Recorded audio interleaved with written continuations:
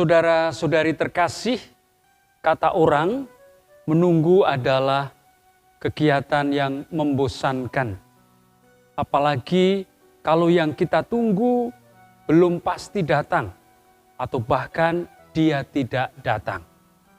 Menjadi lebih menjengkelkan lagi kalau kita menunggu tetapi tidak berbuat apa-apa. Menunggu hanya pasif. Maka lengkaplah penderitaan kita.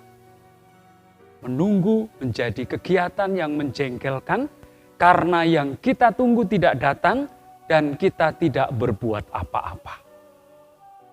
Masa Advent adalah masa penantian. Tetapi penantian dalam masa Advent bukanlah penantian yang menjengkelkan, penantian yang membosankan. Karena yang kita tunggu pasti akan datang. Selain itu, dalam masa Advent ini kita juga diajak untuk mengisinya secara aktif. Jadi bukan menanti secara pasif, tetapi ada sesuatu yang kita buat sehingga masa penantian ini menjadi sungguh bermakna. Kita semua tahu dalam masa Advent kita menantikan kedatangan Tuhan Yesus Kristus. Bukan hanya kedatangannya yang pertama yang nanti akan kita rayakan pada tanggal 25 Desember. Tetapi yang tidak kalah penting adalah kedatangannya yang kedua. Memang menjadi persoalan karena kita tidak tahu kapan persisnya Tuhan Yesus akan datang kembali ke dunia ini. Maka menentukan tanggal, hari, dan tahun bukanlah hal yang relevan. Kita justru diajak mengisinya dengan berjaga-jaga.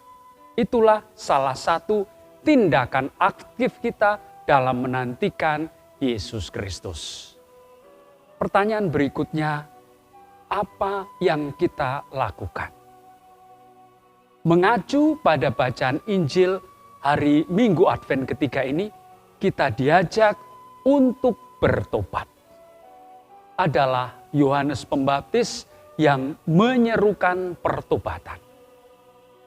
Ada beberapa hal yang bisa kita renungkan dari bacaan Injil hari ini. Yang pertama, Yohanes Pembaptis menyerukan pertobatan itu di padang gurun. Dalam kitab suci, padang gurun mempunyai arti tertentu. Padang gurun adalah tempat yang sangat ekstrim. Siang hari terasa panas, malam hari terasa dingin. Segala sesuatu menjadi tidak pasti karena segalanya tergantung dari yang di atas sana. Tetapi padang gurun adalah situasi yang sunyi. Dan di padang gurun inilah orang bisa berjumpa, bisa menemukan, bisa mendengarkan suara Allah. Dan itulah yang terjadi dengan Yohanes Pembaptis. Dia menyepi ke padang gurun untuk berjumpa dengan Tuhan. Maka pertobatan yang kita lakukan hendaknya didasari pada perjumpaan dengan Tuhan itu sendiri. Pertobatan sejati bukanlah usaha manusia, tetapi ini merupakan rahmat dari Allah berkat perjumpaannya dengan Dia.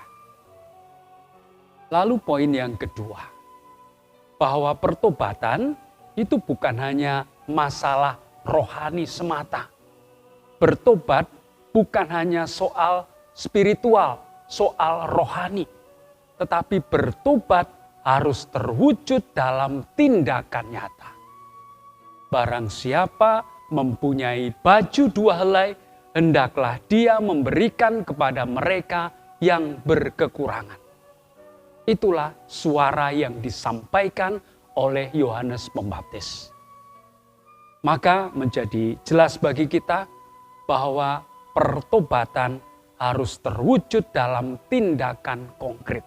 Dan tindakan konkret itu adalah ambil peduli dengan saudara-saudari kita yang berkekurangan.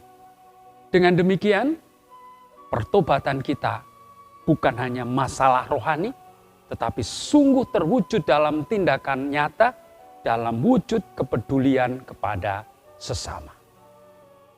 Poin yang ketiga,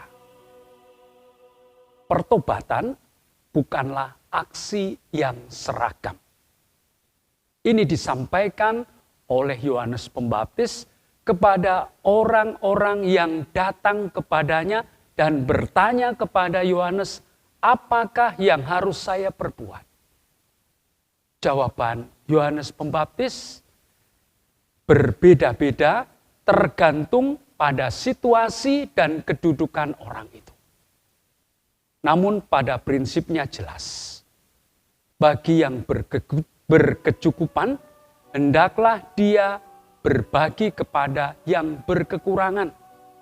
Bagi mereka yang punya kuasa untuk menarik pajak, hendaklah ia berlaku jujur. Dan bagi mereka yang punya kewenangan, mereka jangan sampai bertindak diskriminasi dan bertindak kekerasan.